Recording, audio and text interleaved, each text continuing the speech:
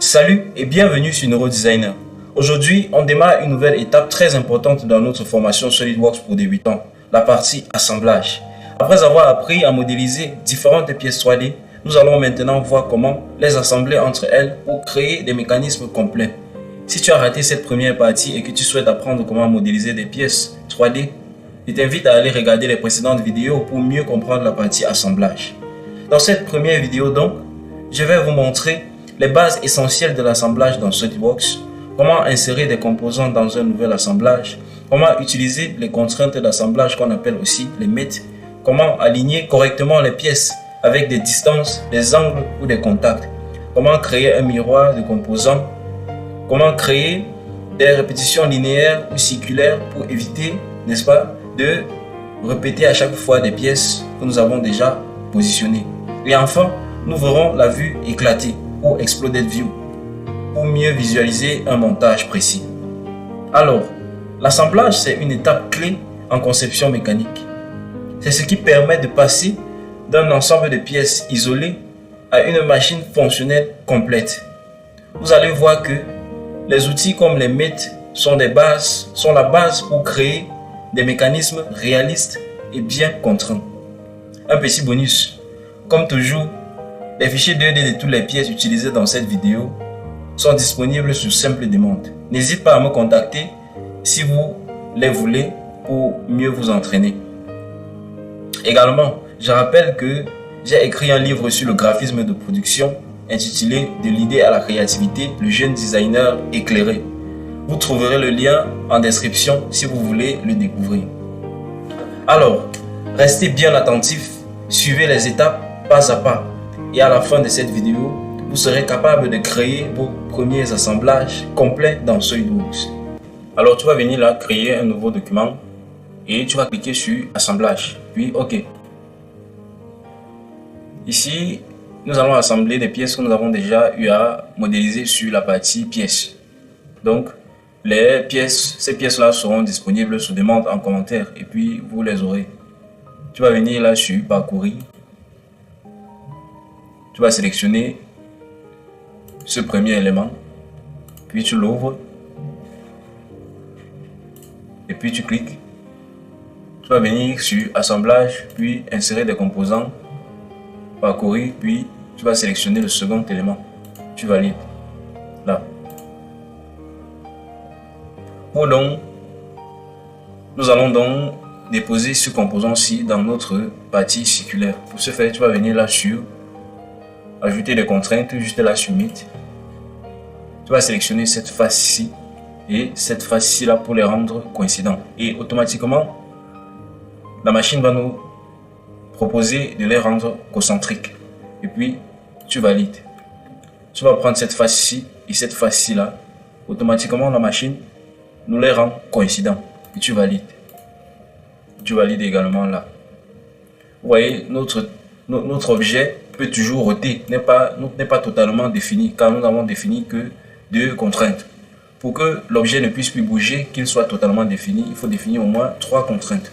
Pour ce faire, nous allons venir encore sur contrainte ou mate. Tu vas venir sur le plan de face de notre objet. Juste là, notre second objet bien sûr, juste là, tu vas le contraindre avec cette face-ci pour que notre objet soit totalement défini. Et puis tu valides. Et tu valides là. Voilà. Tu vas encore venir sur insérer des composants, puis parcourir. Nous allons choisir le troisième élément, juste là. Vous voyez? Puis tu le déposes. Pour ôter des éléments, tu peux venir là sur déplacer les composants. Tu viens là sur ôter un composant. Si tu cliques là, tu pourras le ôter facilement. Et tu as également la possibilité de venir juste là, à propos ôter par rapport à une entité. Et tu peux choisir donc l'entité par rapport auquel tu veux que ça route. Et notre composant va donc ôter par rapport à l'onglet que nous avons choisi. Tu peux également venir là et déplacer des entités et déplacer des composants. Tu peux là, tu cliques et tu déplaces. Tu peux venir là, le long d'une entité. Tu viens là, nous allons d'abord supprimer ceci. Puis tu pourras sélectionner cette face-ci. Et tu pourras donc bouger notre entité uniquement par rapport à cette face-là. Et puis tu valides. Donc, également tu peux déplacer notre élément juste en le cliquant et le déplaçant comme ça. Nous allons donc, tu vas donc venir sur Mate ou contrainte.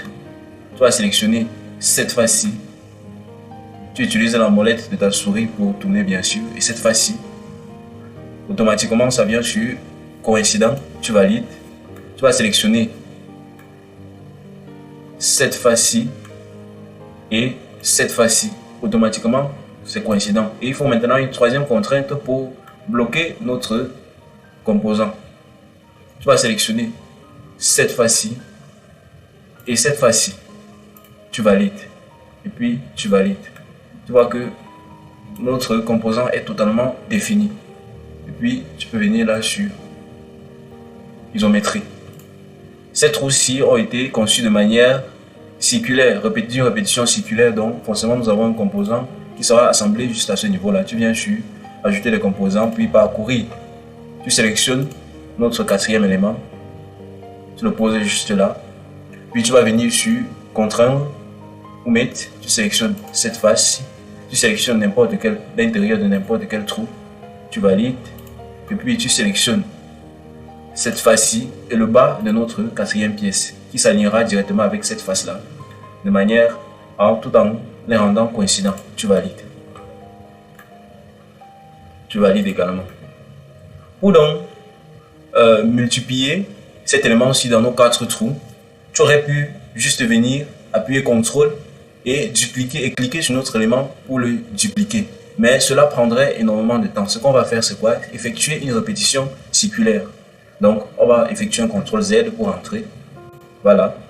Tu vas venir là sur répétition linéaire, juste là. En déroulant, tu peux avoir répétition linéaire, répétition circulaire. Donc, autant de répétitions par rapport à des courbes. Donc, nous allons utiliser une répétition circulaire.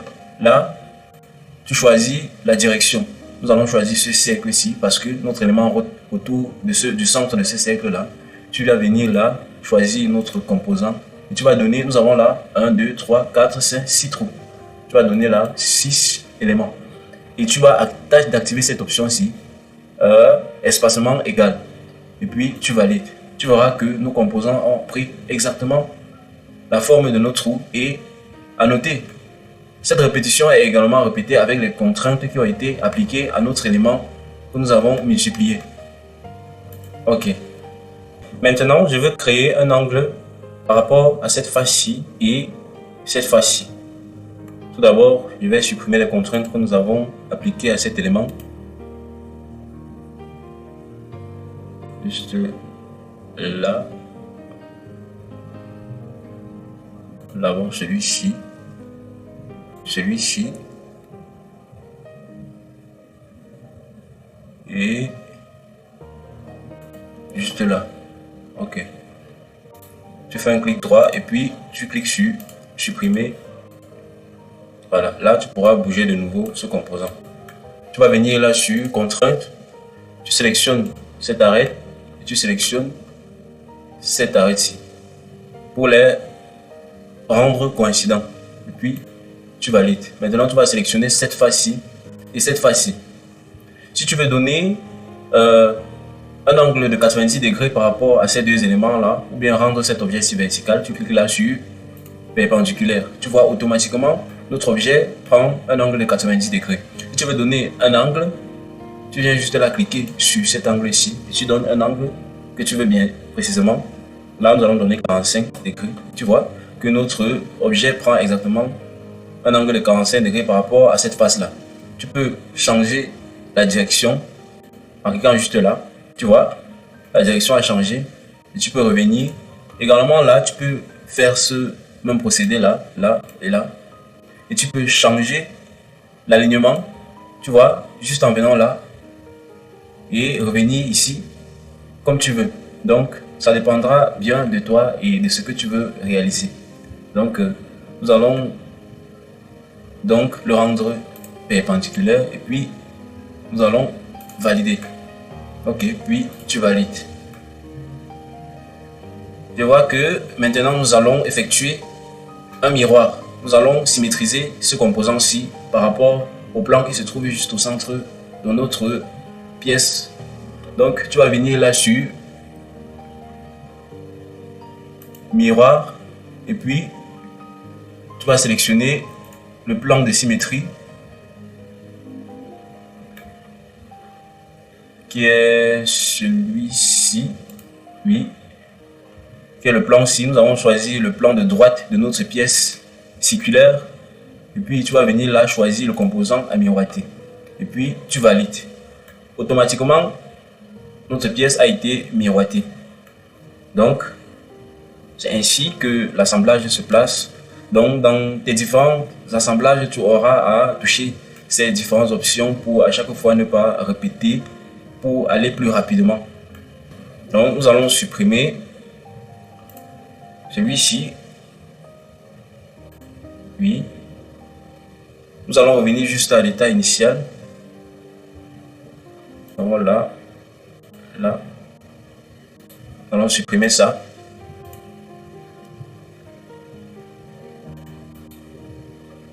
Oui.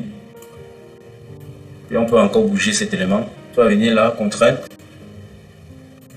Là. Là. Tu valides. Cette fois-ci. Et là. Tu valides. Et puis, cette fois-ci. Et juste là. Tu valides. Ok. Isométrique. Maintenant, nous allons passer à une étape également très importante. Comment insérer des éléments du toolbox de SolidWorks, à savoir des vis. Donc, nous allons supprimer ce composant-ci. Vous pouvez cliquer sur lui et juste supprimer. Automatiquement, tous ces éléments vont partir. Tu vas venir là sur librairie. Tu vas aller sur Toolbox. Tu vas aller là. Et puis tu vas aller sur ISO. Tu vas aller sur vis et écrou. Tu vas aller sur vis hexagonale. Puis tu vas choisir la première vis. Tu vas la porter juste comme ceci. Et tu vas, sans la lâcher, tu vas la positionner à l'intérieur de notre trou. La vis va automatiquement prendre la dimension de notre trou. Vous voyez, la machine nous propose un M16, c'est-à-dire le diamètre 14 mm. Et puis tu as la possibilité de changer en cinématique, en schématique, autant pour moi, pour pouvoir ajouter un filetage. Et puis tu valides. Et tu pourras continuer automatiquement à mettre les prochaines vis dans les autres trous. Ok. Avec les écrous, ça se passe pareillement. Tu viens juste là et puis tu vas sur, tu vas aller sur écrou.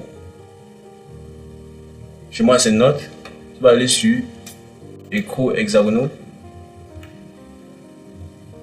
Tu fais pareil, tu portes cet écrou ici 4034 et tu positionnes sur la vis que nous avons choisie.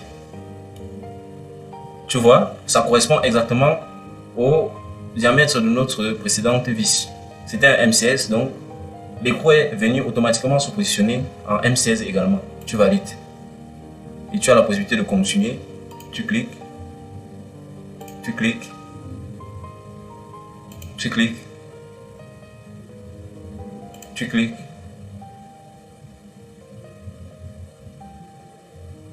Et puis tu cliques. Et là, tu fermes notre assemblage. Et ces écrous-là prennent automatiquement des contraintes nécessaires que l'application nous prévoit. Vous allez constater que ça tourne automatiquement. Ok. Isométrie. Donc, si au cours de ton assemblage, tu as besoin de voir à l'intérieur, donc, à l'intérieur de cette pièce-ci, qu'est-ce que tu fais? Tu sélectionnes cette pièce-ci là. Tu peux venir, tu viens là, tu fais un clic droit et tu pourras la cacher juste en cliquant là. Tu viens pour la réactiver tu l'actives. Non, voilà. Elle était là. Tu viens là et puis tu la réactives. Tu peux la rendre transparente juste en cliquant là, un clic droit, et puis tu cliques sur changer la transparence. Tu vois que tu peux aisément regarder à l'intérieur de ta pièce et travailler sans toute quiétude. Et tu fais un clic droit et tu remets sa transparence. Ok, isométrie. Maintenant, tu peux effectuer une vue éclatée, c'est-à-dire dissocier tous nos éléments sans toutefois retirer nos contraintes. Tu pourras dissocier et faire une petite animation. Tu vas venir là, c'est dans assemblage, puis tu vas venir là sur vue éclatée. Chez moi, c'est Exploded View. Tu cliques juste là. Tu cliques sur ton premier élément. Tu as la possibilité de donner une direction. Tu peux cliquer là, tu tires vers le haut en fonction de la distance qui t'anime. Si tu veux que ces éléments-ci aillent également dans cette même distance-là, tu ne valides pas. Tu cliques sur cet élément, cet élément, cet élément, cet élément, là, non, là, là, et puis tu valides juste là, en bas. Et puis tu peux donner une autre direction à d'autres éléments. Tu cliques sur cet élément-ci et tu le tires vers la droite. Puisqu'il n'y a pas d'autres éléments qui peuvent aller dans le même sens. Si tu veux également, tu tires cet élément vers là, mais ça ne fera pas trop de sens. Tu peux valider et tu choisis cet élément-ci, tu le tires vers le bas et tu valides. Puis quand c'est terminé, ou bien nous pouvons également tirer ces éléments-ci vers le bas. Tu viens juste là, tu sélectionnes un élément, tu le tires vers le bas et tu fais pareil avec les autres. Tu cliques juste sur chacun d'eux et puis tu valides. Pour donc effectuer cette petite animation, tu viens juste là sur propriété, tu vas dérouler notre vue explosée, tu fais un clic droit, exploser, puis tu viens sur rétablir. Donc c'est ainsi que ça fonctionne. Voilà, tu peux revenir là sur notre partie principale. Tu peux venir là sur isométrie. Nous sommes presque au terme de cette vidéo, mais avant je vais te donner quelques astuces propres. Toujours commencer par la pièce fixe. Fixer une première pièce dans l'assemblage avant d'ajouter les autres. Ça évite que tout se déplace n'importe comment. N'utilisez pas trop de contraintes. Parfois 2 ou 3 contraintes suffisent pour positionner une pièce. Trop de contraintes risquent de bloquer le modèle et de rendre surdéterminé. Vérifiez la liberté de mouvement. Après chaque contrainte, testez la pièce si elle peut encore bouger. Si elle ne peut bouger pas comme prévu, il faut revoir vos contraintes. Utilisez les vues éclatées pour communiquer. Même si ce n'est pas obligatoire pour le design, une vue éclatée est un excellent moyen de montrer la logique de montage à un collègue, un client ou même pour vos propres révisions. Sauvegardez souvent et gardez une orientation propre. Les assemblages peuvent vite devenir lourds. Une bonne organisation de vos fichiers évite de tout perdre ou de se perdre. Voilà, nous avons vu ensemble les bases de l'assemblage dans SolidWorks. Insertion de composants, contraintes, alignement, miroir, répétition linéaire et circulaire et vue éclatée. Dans la prochaine vidéo, nous allons appliquer tout ça dans un exercice pratique complet. Nous allons assembler plusieurs pièces mécaniques pas à pas pour mettre en pratique ce que nous venons d'apprendre. Alors, reste connecté et n'oublie pas que tous les fichiers 2D de toutes les pièces sont disponibles sous simple demande. Like, abonne-toi et active la cloche pour ne rien rater. D'ici là, reste créatif. C'était Neurodesigner.